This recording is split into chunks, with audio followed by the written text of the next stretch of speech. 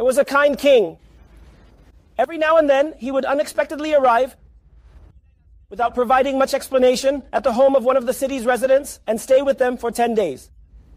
He did this out of kindness, to see if things were well for the people, how they lived, how they managed. He was not a tyrant ruling with decrees, but rather a king whose rule was willingly accepted by the people. He was part of them and would suddenly appear at a family's house, blending into their lives. One day, a family received a letter from the king stating that in 30 days, he would arrive for a 10-day stay. A couple of simple folks who were quite poor, barely making ends meet. The cabin was almost about to collapse, with windows shattered, the floor broken, and chairs that couldn't be sat upon at all. The husband asked his wife, what should we do? The king will arrive in 30 days, see how we live, ask what we prepared for him, and wonder how we welcome him into such a home, how he can stay here for 10 days with no bed to sleep on. Let's run away. They began tearing things down, fleeing the city. Then they sit for a moment and think it over again. The king announced 30 days in advance. He didn't announce anything a whole year or 5 years in advance. Instead, he informed everyone just 30 days before his actual arrival.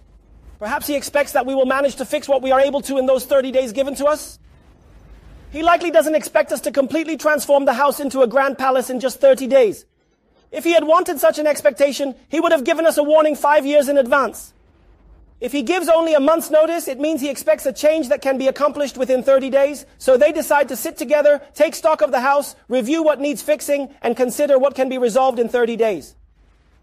Repairing the walls is impossible within 30 days. The entire hut needs to be rebuilt from scratch. As for the windows, we simply cannot afford to fix them. To secure a bank loan, they would need to present 3 months of income history. Therefore, they must first improve their income 3 months in advance to convincingly demonstrate to the bank that they are eligible for the loan. 30 days are really just too short of a time, so what options remain for us? They take a look around and observe that the kitchen chairs are in need of replacement, even with their modest income. It seems likely that this is what the king expects from us, that we replace the chairs. Ladies and gentlemen, individuals often make changes when they are under stress. Every Baal Tshuva has a breaking point they can clearly identify. No one ever returns when everything in life is perfect. Something breaks and continuity gets severed in his life.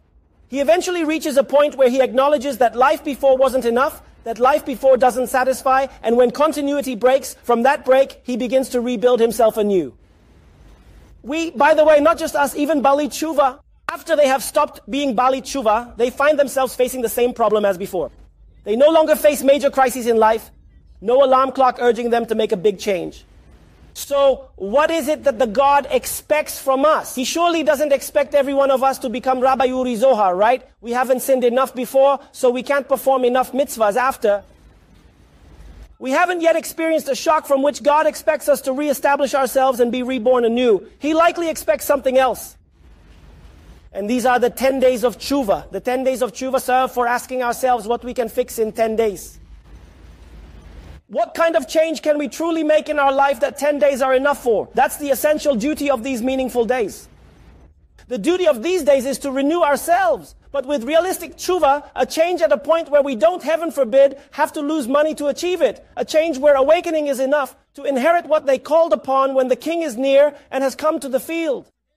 God illuminates the world and everyone sees it. It's clear from the turnout. If this event were on the new month of Kislev, we wouldn't have had such an audience for 60 minutes. It's remarkable. People came because of the 10 days of tshuva, that's clear. It's evident that everyone feels the awakening from above. And thus, true tshuva is about asking, what change can one make in 10 days? And truly, anyone can do it. An addition of Torah, of prayer, of charity, of intention in tefillah, to take the change for 10 days, not for a lifetime, but for 10 days to take a change in life. If we don't do this, we end up becoming just like Shlemazim.